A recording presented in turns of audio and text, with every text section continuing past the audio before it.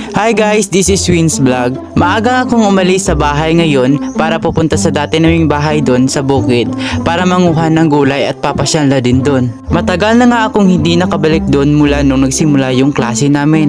Wala din naman akong ginagawa sa bahay ngayon, tsaka wala din naman akong pasok sa paaralan. Puro na nga lang kasi ako tulala sa bahay at imagination na lang yung nagagawa ko. Kaya kayo din, wag na kayo magtulala dyan at mag-imagination na lang sa bahay nyo na magiging kayo ng crush nyo. Huy!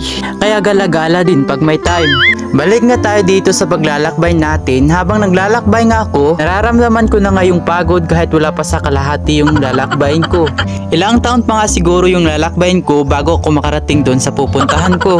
Ilang bundok pa nga siguro yung lalakbayin ko bago ako makarating doon sa pupuntahan ko. Gusto ko na nga lumipad dito para makarating ako agad. Gusto ko na nga sumerende sa paglalakad at hindi na ituloy itong lakad na to. Pero wala na akong magagawa kasi malapit na ako makarating. Kahit nakatsinelas nga ako, ramdam ko pa rin yung sakit ng mga bato na naapakan ko.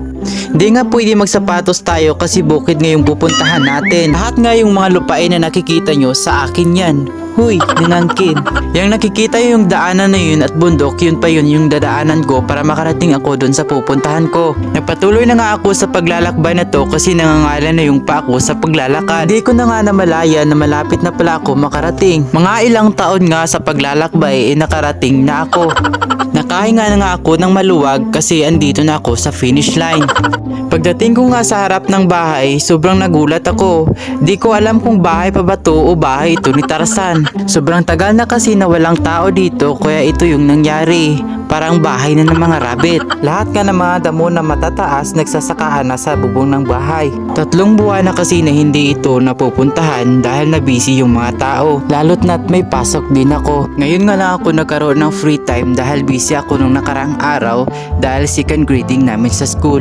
Umupo na nga rin ako at uminom ng tubig dahil sobrang uhaw na talaga sa paglalakad ng 1 oras. Tinanggal ko na nga rin yung bag ko at yung jacket ko dahil sobrang nainitan talaga ako. At nagpahinga nga ako ng ilang minuto dahil mag-ikot-ikot pa ako dito at kukuha pa ng mga gulay.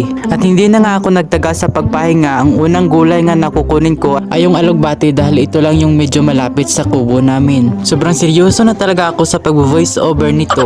Medyo nauubusan na nga ako sa mga sasabihin ko nito. Sobrang hirap talaga mag-voice over lalong lalo na hindi mo alam kung ano ang sasabihin. Nabubulol na nga ako sa mga sinasabi ko dito. Ewan ko ba, ang hirap talaga. Pero ayun nga, dahil ginusto ko to, ayun, laban alaksan talaga, labas natin dito. At kapag nga nagvo-voice over ka pa, kailangan mo pa talaga ng mga matatahimik na lugar para nga maganda yung labas ng pagvo-voice over mo. Pero ayun na nga, balik na nga tayo dito. Nakarating na nga ako sa mga taniman ng mga alugbati para kukuha na ito. Nagmamadali na nga ako rito dahil sobrang sakit talaga ng sikat ng araw. Wala pa nga akong dalang kalo dyan kasi nakalimutan ko. Ayun, makakalimutin na. Dinamihan ko na nga sa pagkuha ng alugbati dahil hindi lang ako ang kakain nito. Hindi pa nga ito yung katapusan ng ating video dahil may part 2 pa ito. Yes, this is Wins Vlog. Don't forget to like, share, comment, and follow this page. Bye-bye!